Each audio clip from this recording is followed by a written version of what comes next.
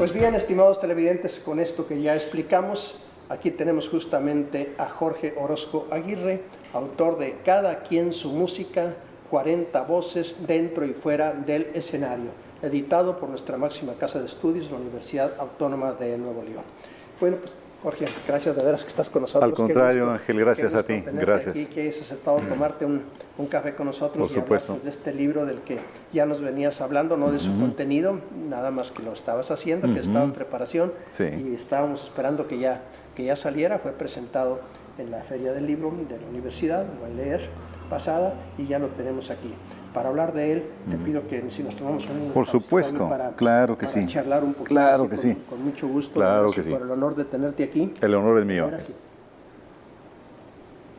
Con el deseo de que al aroma y al sabor del café vayan surgiendo las ideas. Por supuesto. Frescas, todos.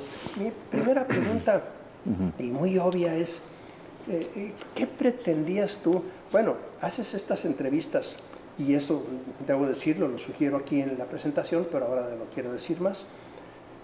Ya como escritor, puesto que estás haciendo este libro, pero también como conductor de un programa de nuestra orquesta, y como muy buen conductor, y esto te lo he elogiado, y lo repito porque es eso, y también como comunicólogo, y lo digo en este sentido, y además como músico, con estas tres armas poderosas que lo anticipo, desde mi punto de vista, las utilizaste muy bien y los resultados son muy buenos, es una opinión personal.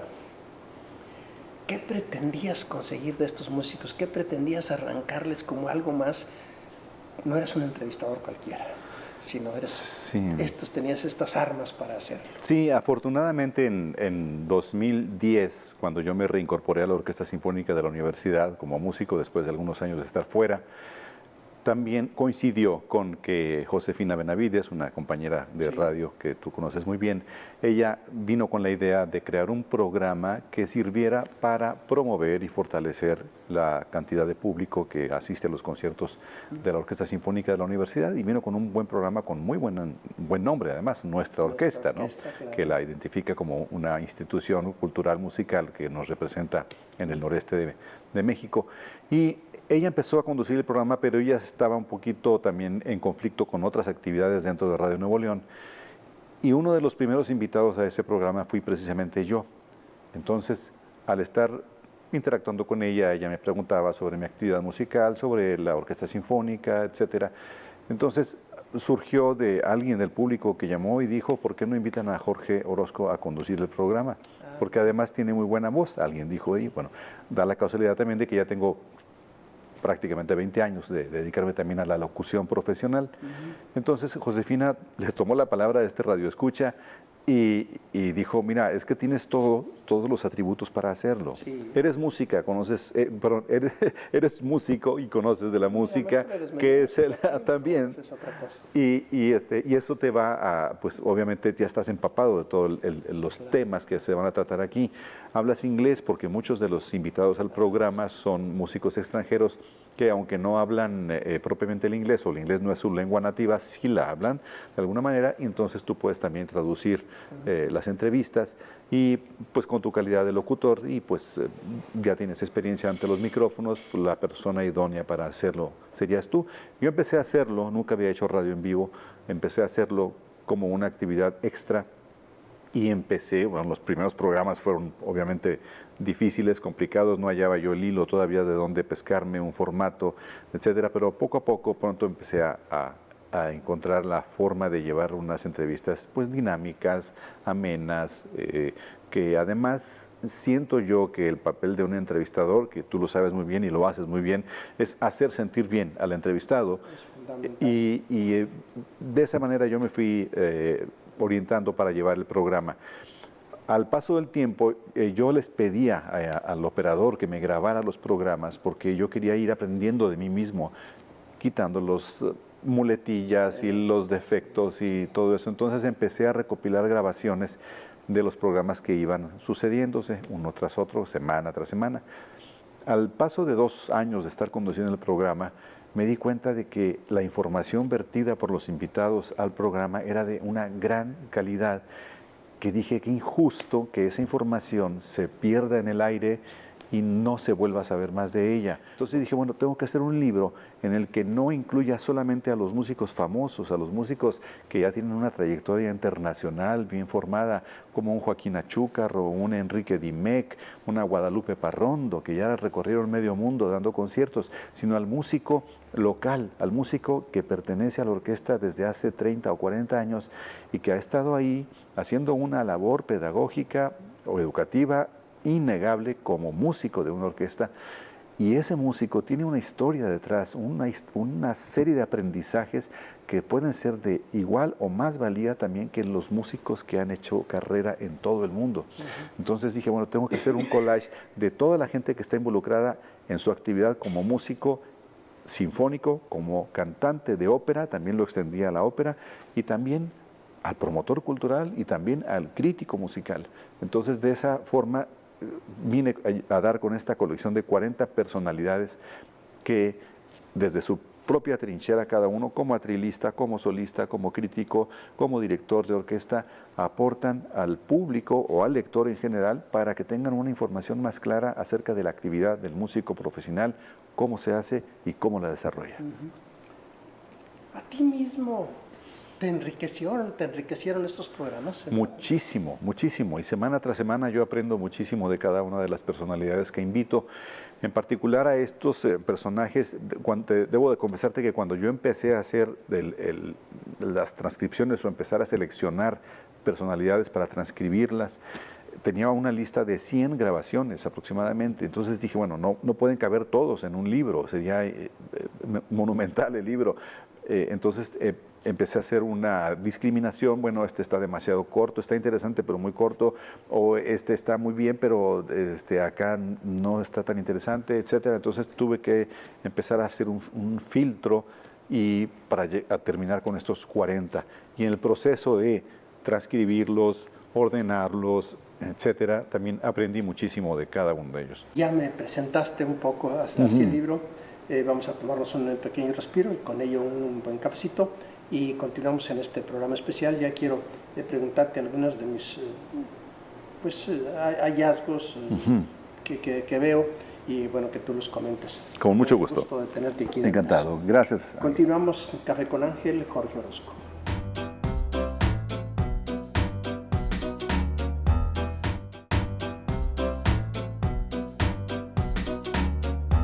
Jorge, una de mis primeras advertencias es esto que tú sugeriste ahorita, que tú lo dijiste muy bien y que lo dicen todos los músicos. Te vas a morir de hambre. Sí. Y veo que de los 40, no sé si 42, dicen haber sido víctimas de esta acusación de su familia. Sí. ¿Cómo te vas a dedicar a eso? Es así tan grave, ¿eh? Sí, es muy común. Y no solamente en la música, en mi caso yo lo viví, no solo en la música. Cualquier persona que diga que se va a dedicar al arte es sinónimo de que se va a morir de hambre. Esa es una falta de conciencia cultural en nuestra sociedad. El arte es algo que ha enriquecido a la humanidad, es lo que nos distingue, aparte del raciocinio de las demás especies del planeta. Entonces, el arte es la expresión del ser humano y uno por expresarse, pues obviamente, como inmediatamente el ataque te vas a morir de hambre, ¿no? O sea, no somos una sociedad que vive, no debemos ser una sociedad que vive solamente con el mercantilismo, producir, construir, fabricar, sino tenemos que también alimentar el espíritu y expresarnos. Todos tenemos un espíritu y tenemos sentimientos que expresar a través de alguna actividad artística, llámese pintar, dibujar, tocar un instrumento, cantar, bailar, simplemente apreciar un paisaje. Es una manera también de asimilar el arte y verlo como espectadores y hacer nuestra propia percepción del arte. Entonces, ahora, eso es muy importante. ¿Cómo concibes? Es algo que advierto yo como con una suerte de contradicción, no sé si así lo sea, pero el hecho de que la industria de la música en el mundo primero es una industria, y al calificarla como industria, quiero decir que es una industria donde la gente está viviendo, mucha gente viviendo mucho bien y viviendo millonariamente y teniendo mansiones y teniendo lo que tú quieras a partir de la música, que no solo no se están muriendo de hambre, sino que al contrario les está yendo muy bien. Te repito, bueno, desde un niño, un joven, está escuchando música y teniendo acervos musicales y entregado a la música y oyendo y viendo. Vivimos asociados a la música. Entiendo que no todos a la música clásica y no todos a la música de Beethoven, no sé, pero se da esta dicotomía en el caso de la música. ¿Tú cómo la concibes o cómo la concebían tus? Bueno, es que también en el caso de la música clásica o música de concierto, también hay industrias poderosísimas que generan millones y millones de dólares. Las grandes orquestas, simplemente en Estados Unidos, prácticamente todas las orquestas son orquestas que se autofinancian a través de patrocinadores, a través de promociones, a través de venta de discos, a través de una actividad de mercadotecnia tremenda que tiene cada una de las orquestas, un departamento de mercadotecnia muy activo. En México, las orquestas sinfónicas son orquestas todas subsidiadas por el gobierno o por instituciones gubernamentales o educativas, como es el caso de la Universidad Autónoma de Nuevo León. Entonces, aquí en México no hay realmente una orquesta que se autofinancie o autosubsidie, ni siquiera la ópera tampoco, bueno, menos la ópera, porque la ópera, bueno, es un espectáculo carísimo.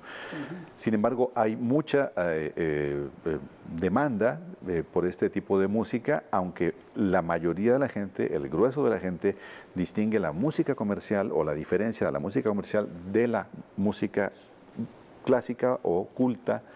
¿Por qué? Pues porque dicen, bueno, la música comercial la usan para vender, precisamente, vender productos, o crean simplemente fenómenos musicales de un día para otro, ¿no? Y lo venden, ese es el propósito.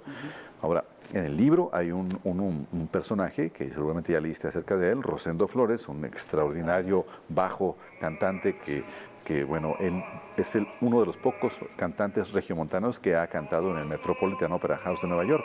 Y él lo dice muy claramente, la música es un negocio y uno como músico tiene que invertirle también en estudio, en preparación, en promoción, muy importante, ya sea que trabajes en una orquesta sinfónica o que trabajes por tu cuenta, uno mismo como músico tiene que promoverse y salir a buscar audiciones y oportunidades y te pagas tú mismo tu viaje y tu pasaje y tu acompañante en el piano porque vas a tocar ante varias personas o a cantar. Entonces es un riesgo que estás corriendo, pero para eso tienes una carrera que te apoya, ¿no? Claro. Muy preparado, ¿no? Entonces hay que ver al músico como un empresario, en realidad es un empresario que a través de la expresividad, a través del arte, está buscando pues, proyectarse y al mismo tiempo generar un patrimonio haciendo algo que le gusta y que le alimenta, que es muy válido porque todos lo hacemos. A fin de cuentas, la pregunta es, ¿te gusta lo que haces? ¿Te gusta la actividad a la que te dedicas? ¿Pagarías, o irías gratis a trabajar porque te gusta? Ese es el chiste. Y en ese, porque te gusta, y estoy citando a tu entrevistado, lo que dices completamente, él afirma justamente estar viviendo yo también esta dicotomía entre decir, yo ya gano, ya tengo, pero al mismo tiempo, y sé que ya no me faltan conciertos, pero siempre también, pues que no falte, y que no falte, sabes que eres el dueño de tu propia empresa, sí. Tiempo. Entonces eso es vivir en esta tensión, también en este gusto, que al fin de cuentas es una manera de vivir y de ser en la vida. Claro, y esa es una cuestión también que se trata en el libro, saber organizarse. Cuando yo pregunto a varios músicos cuál es la diferencia entre tocar o pertenecer a una institución musical como una orquesta sinfónica de planta o trabajar por tu cuenta como concertista, bueno, la diferencia es que cuando estás de planta pues ya tienes un salario fijo, ya te estás generando una antigüedad, etcétera, etcétera, y cuando trabajas por tu cuenta pues tienes que ser más responsable con lo que haces, generar dinero, administrarlo bien, porque hay temporadas de vacas flacas y vacas gordas, ¿no? Entonces hay que estar preparado. Dentro de tus 40 entrevistados, me llamó la atención que, si no recuerdo mal, 16 o 17 son mujeres. Entre 40 es un porcentaje, creo que muy bien, de la presencia femenina. Sí. Me gustaría que me dijeras si observaste, estoy seguro que lo has observado, y cuál es la consideración que esto te da, pero lo hacemos después de una pausa. Por supuesto que sí. Muy Continuamos, estimados televidentes.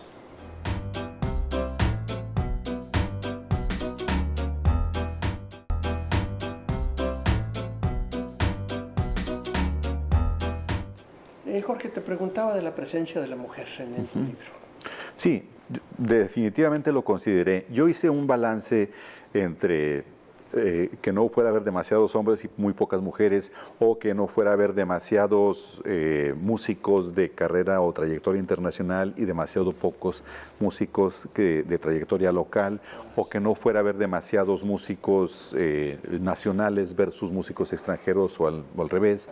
Entonces, esos sí, criterios contaron mucho en el libro para hacer un filtro y definir ya el contenido de las personalidades que iban a estar en el libro, por supuesto. Y si te sientes bien en el caso de las mujeres, creo que las elegiste, hay mujeres extraordinarias. Sí, por supuesto. Simplemente hay 3 cantantes, las 3 sopranos, si mal no recuerdo, Ivonne Garza, Lourdes Ambrís y Iracema Terrazas.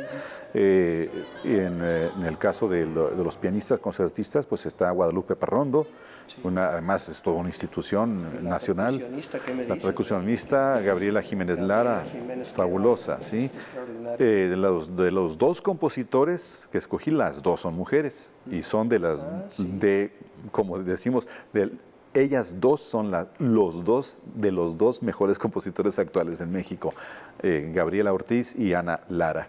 Entonces, sí utilicé ese criterio de no irme demasiado hacia un sexo u otro, o países, etcétera, ¿no? Sino hacerlo más heterogéneo. Y una mezcla de ambos, y me llamó la atención, es el caso de la pareja Sivan Silver y Gil Garburg.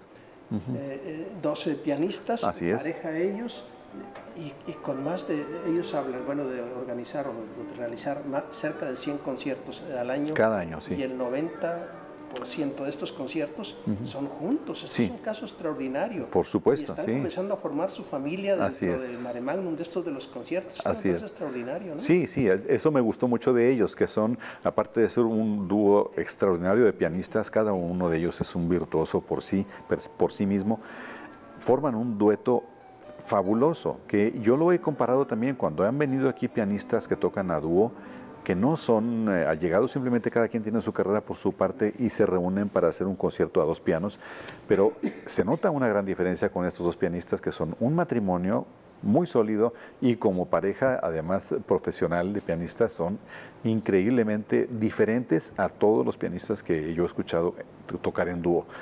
Dentro de las entrevistas, bueno, pues es que todas están interesantes, unas por una cosa, otras por otras, pero la que abres con este hombre del bilbaíno, Joaquín Achúcarro. Sí. Oye, ¿qué personaje lograste ahí? Y te felicito. Bueno, da el personaje, sí, pero no es solo que dé, pues hay que sacarle, ¿verdad? Sí. Tú dices, bueno, pues me dieron, pues te dieron porque supiste, ¿verdad? Sí. Cómo extraerle, y en ese sentido es extraordinario. Sí, sí. En el caso de Joaquín Achúcarro fui muy afortunado, que fue uno de los primeros personajes de gran trayectoria que entrevisté. Eso fue en menos de un año de haber empezado el programa. Pero me ayudó mucho que el programa entonces era de 1:30, entonces había mucho tiempo para sacar información y platicar con el invitado. Y en el caso de Joaquín Achúcarro yo hacía changuitos y decía, porque a cada uno, quiero decirte, a cada uno de ellos, una vez que tenía la entrevista terminada, redactada perfectamente y todo, yo tenía que mandarles la entrevista, conseguir su correo primero, porque no tenía sus datos, conseguir su correo electrónico, mandarles la entrevista, mandarles una carta en la que ellos me autorizaban, se dieron los derechos. Sí, que yo publicara esa entrevista, y además darles la libertad de que si ellos querían que quitáramos alguna cosa o aportación o quitar algo de lo que habían dicho. Entonces yo rezaba así de que Joaquín Achúcarro, primero por su edad, es un señor que tiene ahorita tiene 85 años y sigue dando conciertos por todo el mundo. Entonces yo dije, bueno, nomás que, porque esto empecé hace 6 años este libro, entonces dije, bueno, nomás que Diosito me lo guarde a Joaquín Achúcarro para que él esté en este libro, tiene que estar ahí por toda la información tan valiosa que aportó. Entonces tardé mucho en localizarlo, finalmente lo localicé, tuve varias conferencias telefónicas con él de Monterrey a Bilbao, hicimos algún intercambio de ideas, él me dijo, sí, cómo no, es un honor estar en su libro, no sé qué. Entonces dije, perfecto, porque ya teniendo a Joaquín Achúcarro y además abriendo el libro, dije, bueno, esto vale oro, ¿no? Para mí. Entrevistaste también a Juan Arturo Brennan. Así es. Que es el que viene a hacer las presentaciones de los conciertos, viene de la Ciudad de México y es un crítico musical también. Aquí fue de tú a tú. Sí, Sí, sí, sí, ¿Lo por sentiste supuesto. así? Sé que tienes amistad con él y Sí, todo, sin sí, embargo sí. no deja de ser un planteamiento Ajá. que te haces a la hora de entrevistar. Sí. ¿Cómo te sentiste ahí? No, pues muy bien. Y además, bueno, con Juan Arturo es una persona con un criterio muy amplio y además es un profesional en su actividad como periodista cultural y crítico musical en toda la extensión de la palabra y una personalidad, una persona muy ética en su actividad. Y me sentí muy bien y sobre todo yo tenía la curiosidad, pues sobre todo porque entre varios músicos salía el reproche, el reclamo de que en México la crítica musical pues no está bien dada. Y volvemos a Rosendo Flores, ¿no? El que dice, bueno, es que aquí el crítico se empeña en destruir al músico, ¿no? En vez de alentar al público a que venga a los conciertos. Entonces dije, bueno, aquí tiene que haber un crítico y el que tiene que estar ahí es Juan Arturo Brennan. Entonces hicimos esa entrevista y obviamente tuve que lanzarle esas preguntas, ¿no? La crítica a la crítica, ¿no? ¿Qué tanto se critica a la crítica en México y él cómo la percibe? Y eso es muy interesante, ver el contrapeso del músico contra el crítico y viceversa, ¿no? Después de este libro, Jorge, ¿te sientes mejor músico, mejor persona, mejor qué? La presencia regiomontana en este libro en términos generales, tu evaluación. Me parece muy importante porque, mira, en Monterrey, y lo hemos comentado con varios amigos, Monterrey es una ciudad que la gente que nos hemos dedicado a promover la cultura y sobre todo la cultura musical, aquí hemos batallado mucho más que nuestros compañeros, colegas en otras ciudades y estados o regiones del país. Aquí vemos que se batalla mucho más. El regiomontano tiene una mentalidad más tirada a lo comercial, a lo económico, a lo práctico, al negocio. O sea, ¿a mí qué me va a dar eso, no? Una orquesta, ¿qué es eso? No ven la contraparte, ¿no?